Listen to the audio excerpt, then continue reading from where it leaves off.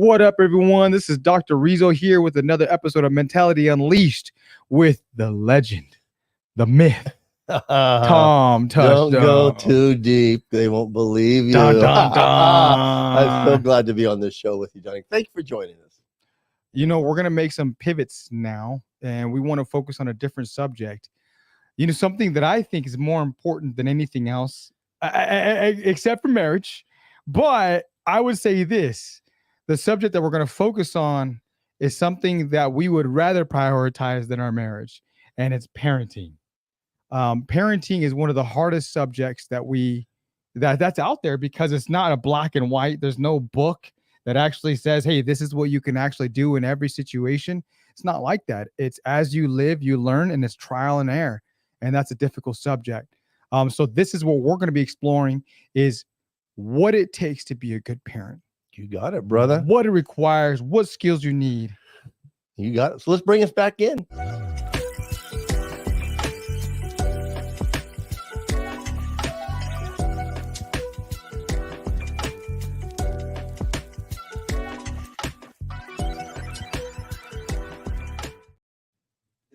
Here we go. All right, everyone. So today we are going to discuss parenting. Parenting. I love this subject. Ding, ding, ding. I love it, Johnny. You get to see it.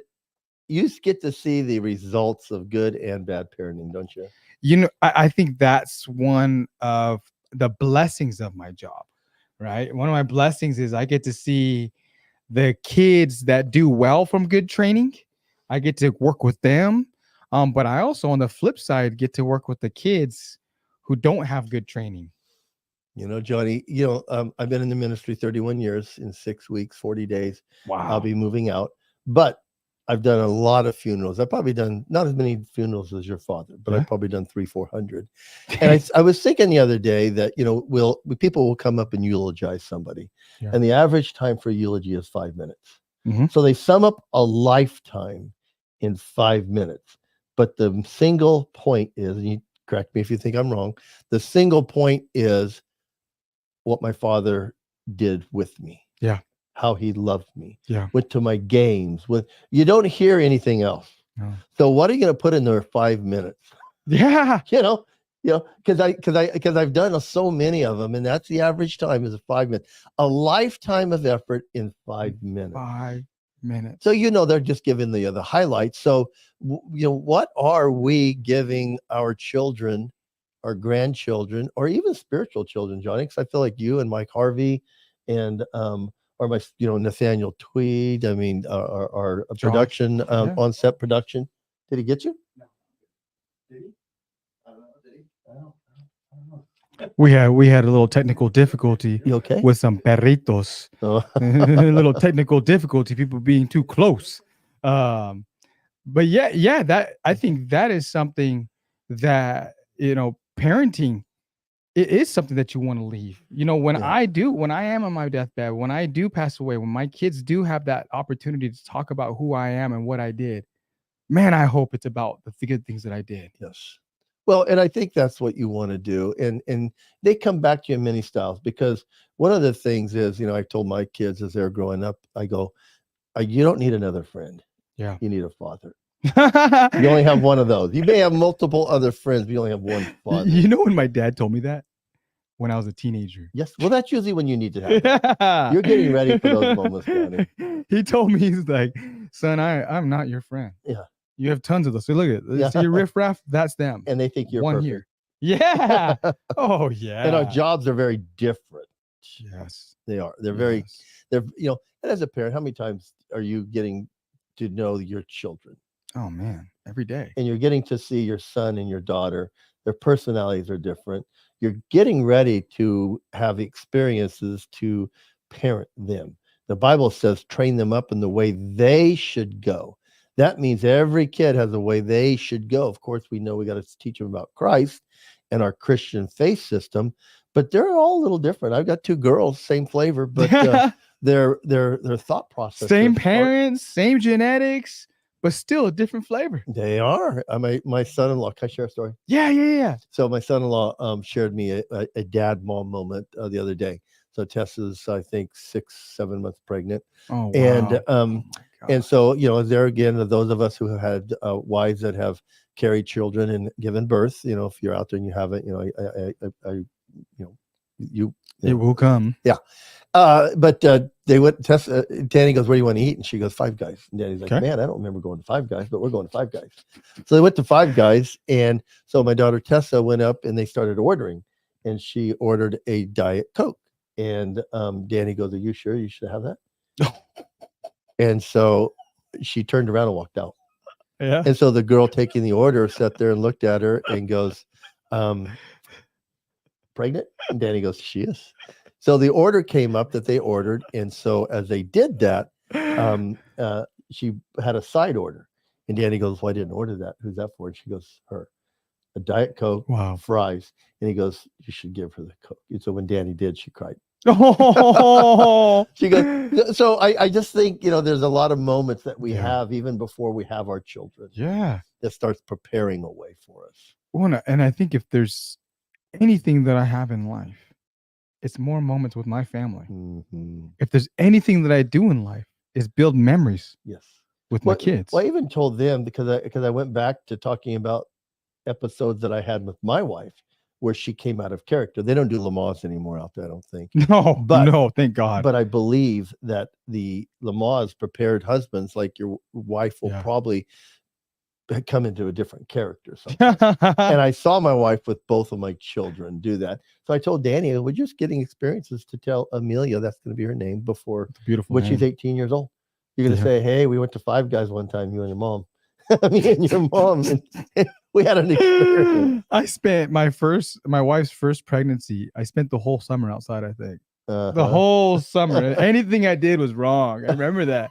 I tried. I was like, it's just best if I stay out here in the heat. But you found out you couldn't. That's a great analogy. You found out that you couldn't separate yourself. So what changed with that, Johnny? I had to go back to the basics. Ooh. I had to go back to the basics. There's people always want extra flavors and different flavors, blah, blah, blah, blah.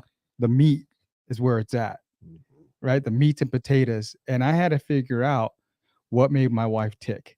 So in my field, I'm in the field of behavior and psychology. And we don't look at life as if it's a mystical thing. We look at it like it's a pretty good science that I can measure it if I need to. And what I do a lot when kids are doing the worst behaviors, you know what I got to figure out? Why are they doing this behavior? And because there is a why. It's always a why. Hey, there's always a why. But once you get to that why, now I can start tinkering with the behavior. And I can manipulate it by using the environment, right? Well, with my wife, I had to figure out what makes her tick. And I had to figure out what was her function. And the way I had to do with my wife wasn't why was she doing these bad behaviors, but it's what can I do to figure out what her love language is. That is so important. And you have to adjust your relationship with your spouse going through those seasons, because you and I do not know what it's like to carry a human being. No, and I remember this. I remember this specifically. I was sitting with you because this is the time. Remember when we started meeting at Starbucks? This was the time I was outside. It was the time. I got the book. I found my wife's love language. Her love language was acts of service. I remember talking about that because that's my wife Tiffany's. And you told me this. You said, "John, your wife's love language is going to pull you out of your skin." It is. But once you do it, you and her will be more fulfilled. Yes, you will. And that was my first step to being a good father, was figuring out what is my wife's love language. Because your kids, and I think people prepare for that way before they have their children, or at least they should. If you haven't, you can do some catch up. You can do some catch up. But I would tell you, maybe seek out some counsel from a Johnny Rizzo or a pastor at your church and get some wisdom, because it's like anything else in life, Johnny, isn't it? Yeah. It's like what the steps that you took as you were going through your education were giving you the tools to go to the next level, right? That's it. So if we don't have those tools going from a single man or a single woman to marriage, and then from a marriage couple to being parents, there you have to kind of adjust the balance of it all, right? At one point. So And Tom, I look at life through a different lens. See, I because of my experience in the mental health field, I've tried. I've had a lot of opportunities for trial and error with a lot of the most up to date mental health scientific the new strategies. techniques. Yeah, all the little trial and error and all the little things you can do. PBIS. Yeah, I get that word. My wife has struggled, but she finds sweet spots. all with the little PBIs. acronyms. Yes. Right. But you know what and because of that, and I've tried it and I do it. See, the thing is my specialty. I've not only tried it in the schools, I go in the home and try it too. So I got both experience. I got both expertise in the area. So Johnny, can I ask you this question? Yeah. When you go in the home, do you go, I get it now? I'll tell you this. How about this? This is a new credence of mine. I will not do a diagnosis from now on until I go to the home. Because then it makes a little more sense, right? Well, you want to be accurate. Is it the kid or is it the structures? Yeah. Is it a diagnosis? But my long point that I was trying to make is, you know what I figured out from now on? I don't look at people as if there's something wrong with their brain anymore. Oh, that's their pathology. Oh, it's this disorder. I don't look at that anymore at all. You know what I look at? The training they had and the training they're willing to go through. See, and if they're willing to adjust, there's victory, correct? It doesn't matter what your parenting is. Yeah. My mom had the most terrible parenting and childhood growing up that one can have. Oh boy. But she made better decisions. She made the decisions to fight and learn. But because I don't really take into account like, oh, this is wrong. There's something wrong with this person's brain, because I don't look at it like that. I look at everything this way. If you don't know how to do it, then that means it's a skill you can learn. Yes. Well, and I think that's when people throw up their hands and they give up. And that's the thing they shouldn't do. Exactly. Because there is victory in actually overcoming, and it's good for you, right? Oh, when you tell people your relationship with others can be better even when you're doing things differently, or you're learning how to become a different role. Yes. And there again, like I said, if you're a single man, you're getting married, good luck, because you're going to you can't take your singleness into your marriage, right? No. And then if you're being a couple that don't have children and you're expecting, you cannot take that mode into the new role. Oh. And the moment it changes is the birth of the child, right? And there's preparation that you can do for it, but there's nothing like the actual process of having to change your perspective when it happens. And then again, if you're out there, and there's some of you that don't have children, but you're having an ability to adopt a child, your ability to do that, that's where I think they can learn too. That's why it's good to go through the social service classes to show you how to do that. I've got a friend, Blake Bernard, who's going through it, and Mike Green has already been through it, our veteran that helps with our show. You can learn stages, and you can catch up if you have not had anything that is giving you that experience from your own life. And because I believe that everything's skill-based, it doesn't matter where you're at. Everything you can start to learn the skill wherever you're at. The skill will meet you. The learning will meet you where you're at. And don't you find people feel empowered after they accomplish a new skill? Tom, not only do they feel empowered, they get to take pride in who they are. Yeah. How often do you get to take pride in the things that you do, that you accomplish? Yeah. And this is through experience. And you know what? This is something that I'd like to bring in if I can now, because your experience, even after your parenting, is not done. No. I'm going to show you, a video that I showed my wife today. So we.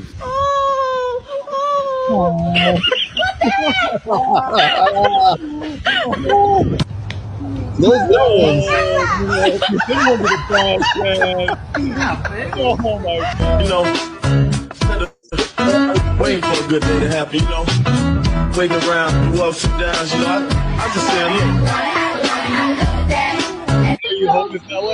Are you cold? Papa? Okay, Papa. What was that?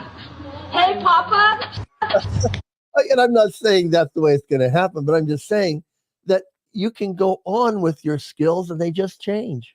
And you know what I've seen from my father is when you do it right, not only do your skills change, but they enhance the whole family structure. They do. Can I share the experience of you and your sunglasses? Yeah. Johnny was in a very challenging period of his life, probably the most challenging. One of the most challenging. Yeah, for And sure. so they wanted to come to a school, which I was actually the administrator over. And Hector came in with Johnny Rizo, and he had a pair of sunglasses on. And the minute Johnny came in, I go, "Oh, really? That's okay." So I didn't say anything about it. I've been, I realized I got to develop a relationship before I can start, making some harsh decisions. Mhm. But not Dad. Johnny's dad said, "Take the sunglasses off," and Johnny said, "No." Right? Yeah. He said no. Mhm. And so Hector asked if I could excuse him for a minute. and I did. So I walked out. I think I gave him 4 or 5 minutes. I came on, and Johnny with the sunglasses still on. No, and I think I was crying a little bit. Yeah. But Tom. But I'm just saying, I saw a young man who came in with an attitude, and it took 5 minutes for his dad to have a really moment with his son. Can I tell you how I felt in that moment? Uh-huh. That was one of the most angriest moments I've had in my life. I didn't doubt it. Most angriest moments. My dad was pulling me out of my school that I grew up in with all my friends, and they were ripping me out to plug me in a private school that they talked mess about my whole life. And I was like, yeah, this is gonna happen. And I was just so angry. But it only took one action of my father to get me to cooperate. Yes. There was no way I was going to cooperate that day. Johnny, the meeting in 4 minutes changed dramatically.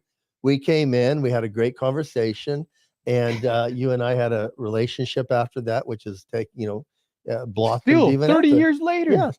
So the parenting that your dad implemented that day probably wouldn't be popular nowadays. So this is one of the reasons why I'm doing this series is because there's a new type of parenting that's come around again. It comes around every 60 years. Yeah. Spock, now, I think Dr. Spock did the last one. Yeah. Now it's coming around again, and it's called gentle parenting. And the premise behind it is be gentle with your kids. Don't push them. Keep them comfortable. If they cry, that's not good. You got to give them what they want if they cry. Isn't that funny? Because they're making you feel like you got a problem. Oh, man. They're like, oh, you can't spank your kid because what if they go to school and be aggressive? I'm like, wait, aggression's bad now? Yeah. All of a sudden in all of human history, I can't fight with my son? It's my job to teach him how to be strong. It's my job to teach him how to fight. It's my job to teach him when and where to fight. Oh, absolutely. But not to teach him not to fight. The most beautiful thing is to see even if you go to the animal kingdom, a stallion that could take the person that's walking them for a ride, but they don't because they've been taught or trained to keep their power under control at that moment. But when the bell opens and the gate opens, run like yes. And so that's humans. It's like keeping your power under control for the right moment when you do need to. Yes. And I think that's one of the things that I'm seeing nowadays. I see parents who don't want to yell at their kids. And I'm saying this from experience. Yeah. I'm in the homes, I'm in the schools. These are the things that I hear people talking about all the time. They're coming to me and they're asking me these questions. So I'm kind of want to do a one-stop shop for all and have a different episode discussing these different areas. Yeah. But I have parents who don't even want to take their kids' phone away. How are you going to give your kid's phone? And at 9:00, you got a 6th grade boy with his phone at night. Are you out of your mind? Yeah. Johnny, I will say this: if you're out there and you're a older parent, that they know more about their technology than you do. Oh yes. I mean, they don't have to have cellular service. They just need a phone. They don't have to have it hooked up. There's a thing called Snapchat, which they can just get on through the Wi-Fi. There's so many crazy things that if you think that you've got control, there's sometimes you just need to take a moment and say, give me the device. Well, and as a clinician, I'm telling you, as a clinician, one of the most dangerous things that you can have or your child can have right now is not a gun. It's the phone. They have more access to all the powers of the universe on their phone. They don't have that in a gun. They can't find porn in a gun.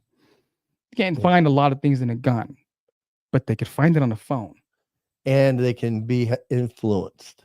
That's the biggest worry. Yeah, this is one thing I talk about a lot of people about, because I do believe in the Second Amendment. I do believe that people can protect themselves, but it's not the gun that has the problem. Everybody's worried about guns nowadays, but I don't remember if they were worried about arrows and swords No, during those times. no, Rocks. I they're mean, protection. the first murder was caused by Cain having a problem with God accepting Abel's sacrifice.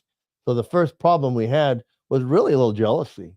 God, why didn't you like my sacrifice better than my brother's? Yep. And God warned him, said, hey, be careful, because sin's crouching, waiting for Yes. you. I mean, and so and he Yes. killed his brother with a rock. You don't need. I think it's Sun Tzu, The Art of War, where he says that your mind is the power, your hands and feet are the extension of your mind. So your hands and feet, your mind are telling your hands and feet what to do. And that's where I want to go back to.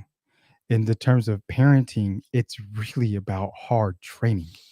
You don't get to the mind by allowing them to make their own decisions. You don't get to their mind by not pushing them. Oh, they're not getting along with that kid. Let's have them stay away. No, you get neurons going by pushing people beyond their comfortability.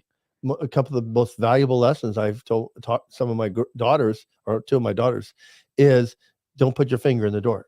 Okay, so what they do, and it was experience. I remember telling Taylor when she was 3 that we have an electric stove. When it's red, it's hot. But sometimes when it's black, it just came the next level down from red. And she touched it and she screamed out and she goes, "It is hot when it's black." But she never touched it again. Yeah. I mean, I think parents that would take out, or they would try to intervene with the tools that I believe God is using to train them up, if they're trying to inhibit those hard moments for their kids, are putting their kids at a disadvantage, because they're some of the best life lessons that kids will ever go through, is learning by experience. And then you just reaffirm, like, I'm not saying, "Hey, well, I told you so." Just say, "Hey, okay, now you know." I think one of the biggest issues that I'm seeing, the patterns, I call it patterns, is middle-class parents that don't want to allow their kids to go through problems, especially when they're young adults. That bail them out. Can you remember some of the problems you had to figure out on your own? Yeah. That if your parents would have came in and helped you out with that problem, it may have held you back a little bit over some of the things. Finances. When I got fired from the church, my dad didn't go and figure it out. "Hey, son, how much money do you have? I'm going to take care of you. I'm going to make your truck payment." My dad didn't do that. You got to get a job, son. It didn't matter if the way you got fired was wrong or right. None of that matters. My dad taught me some of the biggest lessons. So I'm a young teenage boy, and I've been playing the violin since I was 7. I go into high school my freshman year, and I'm riding the bus. So am I a target or what? I'm carrying the violin, but my dad also put some rules on me. Tom, never start a fight, but don't run from one. Yeah. So it was a fight every day. I remember I came home with my first bus referral. They used to give us referrals and you couldn't ride the bus. Oh, wow. So that was a hassle for my mother to take me to school, because she needed to be there before I did her work. Man. So my dad's like, "Tom, what's wrong?" I go, "So you need to either change the requirements on my life, or we're going to keep going through this, because I'm a target right now." Yeah. I like to play the violin. I'm a young white man in a more predominantly darker hue school. So you're telling me that if I can't start a fight but never run from one. I go, I have a fight every day. I go, either you lower those expectations, right? And he says, "Okay, let's just talk about this." I go, "It's a fight every day." Yeah. So how many days in the year? That's how many times I'm gonna get kicked off the bus. But he said, "Okay, so he helped me." Yeah. He says, "So you don't need a result to that nowadays." And I was like, "Okay." So now you're helping me, Dad.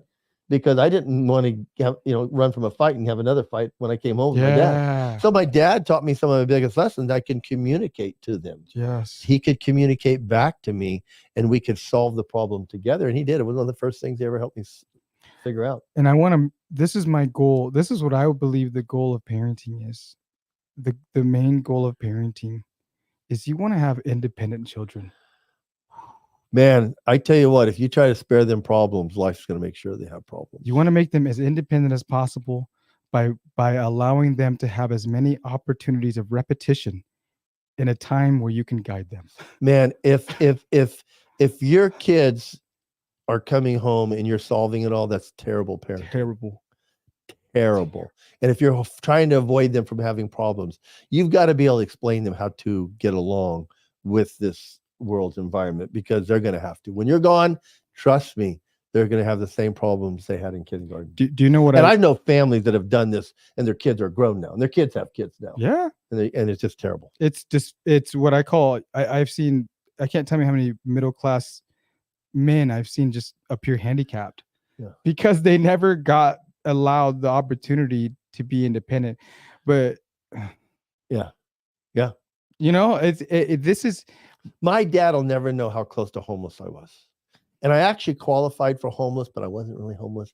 I moved down to Inglewood. My lease ran up, and I was in with the Gold's Gym. I was in with the bodybuilding community. And one of the owners of Gold's Gym said, "Hey, Tom, why don't you just live at the gym?" I go, "Really?" He goes, "You got a key. We cook some breakfast here. You're part of the group, and, the shower's here. You spend your whole day here. You go out to the beach, come back." And I go, "Oh." So I lived in the gym for 3 months on Venice. I was living it up. You could work out. There were guys that bring in tons of food in the morning. We'd work out, eat. And I was like, so I was technically homeless, but I lived in the gym. But my mom and dad don't know how close it was to be in there. But some of the things that was instilled to me helped me move through it. I knew that I need to make sure I made money. My dad didn't agree with the way I meant it, because I made it through being a professional bodybuilder, which he said wasn't a real job. And I go, "Well, let me show you the money." He's like, "Well, Tom, money isn't the only source." Yeah. He says, "This isn't a real job." Yeah. And it wasn't. After a decade, when I was a broken down bodybuilder at 27, wow, I'm lucky that I listened to my dad, and I went back and got an education. Wow. These are the things that I want to explore, is the different stories and the different scenarios and the different skills that parents have used in order to produce good children. Mm-hmm. That's the goal, Tom. Everybody wants that. That's the goal. Society needs it. I'll tell you what, I won't be able to look at myself in the mirror when I'm older if I don't do that. That's me. That's my number one thing. That's what I need as a man. That's what I need as a father. That's what I'm here for. If anything else, now. My girls, they were both great athletes and scholars. And when they got ready for college, I went into the ministry, took a 2/3 salary cut, so I couldn't afford much more than BC or local college. My dad was in the same boat as you, brother. and so their skills took them to the next level. Yeah. And not only did my daughter Taylor go out and become a successful collegiate athlete, great education. She still works for the university that she played for. My daughter Tessa said, "I don't want to lean on my athletic abilities. I'm going to lean on my academic abilities." And I said, "Well, I hope you can, because we can't afford the school you're choosing for your life." But they both graduated. They both worked up to 3 jobs. Wow. They were both like just killing it. And I was like, I wasn't there to make it easier for them. I was there to say, guys, you can live at home and have this, but if your aspirations are bigger. And I do think that you never want to put a damper on the dreams and hopes for children. Because if we raise them up in our faith system, Johnny, the Bible says, "I know the plans I have for you." Yes. And you can never mix in circumstances with that. You've got to let them know that sometimes the hard road is the right road, even though it presents itself what appear to be more obstacles. But that's what risk and reward end up doing, right? Yeah. And I think that requires us as parents to provide an example. And what we have to teach our kids, these are the musts. They have to have discipline. They have to have consistency. They have to be able to do the things that they don't want to do in that moment. They have to be able to pull away from the things that they want to do the things that they don't want to do. Both my daughters work and they get up early. They work hard. These are vital characteristics. Well, and they started learning those skills when they became athletes in high school. Yeah. And if they wanted to excel in their athletics, they had to be up early because that's, when it starts. And they now are no longer athletes, but they still know if I want to get ahead on my day, I need to get up early and be prepared. So they both get up at 5:30 nowadays. Yes. And they always told me, I'm never going to get up like you, Dad. I want another job and I don't have to get up early. I'm going, so why are you guys getting up so early? Yes. They know that it brings them on a road to success. Yes. And it helps them. And kids, the main thing that we got to teach them is that it's not about what's comfortable. That's from the devil. It's about what's pushing you to grow and achieve what God's put in your heart, 100%, which may not seem achievable. Ooh. I remember you were in the doctorate program, Johnny. Yeah. You said that about you almost tapped out on it, right? Oh, so many times. Depression, everything. But you tell people it's hard because it's worth it. 100%. And if my theory is right, there's a risk and reward in everything. But the only thing that can help you look beyond the risk is faith to the reward that's over the risk. And I think fear is what stands in the way, because fear is saying, no, you can't do it. Your friends are saying, no, you can't do it. Others are saying, no, you can't do it. Try it another way. And I would tell everybody, chase that dream hard because it is worth it. I talk to people all the time that have a story that got to a place that there didn't seem to be a route to get there. And when they talk about a hard journey, you're like, that's why you're in the position you are. That's it. That's it. So, all righty, everyone. This is what I want to leave you with. I promise you this. Everything is a skill that you can learn. Everything. It's about learning from others and putting in the reps. I encourage you to be a part of this journey for the next few months. So that way we can learn to be better parents. And honestly, there's nothing more satisfying. Let's do it together. Peace and some chicken.